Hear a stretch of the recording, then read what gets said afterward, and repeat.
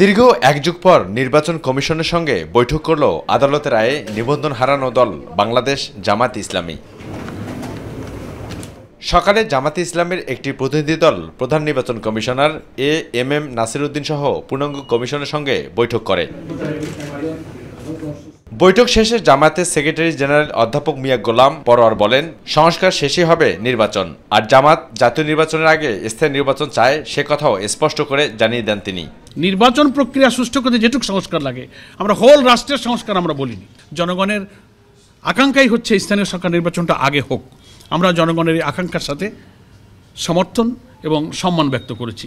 পাশাপাশি অধ্যাপক মিয়া গোলাম পরোয়ার কথা বলেন দলের নিবন্ধন নিয়েও। এছাড়াও আরপিওতে নির্বাচন কমিশনের যে ক্ষমতা খর্ব করেছে বিগত সরকার, সেটা পূর্ণবহলের দাবি তারা জানিয়েছেন বলে উল্লেখ করেন।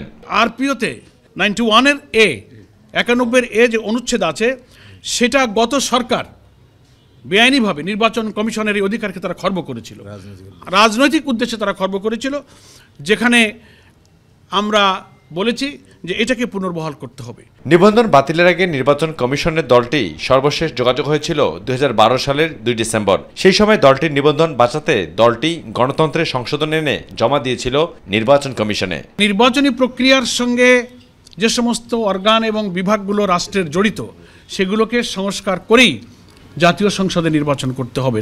অবু সৈয়দ অপু, মাই টিভি, ঢাকা।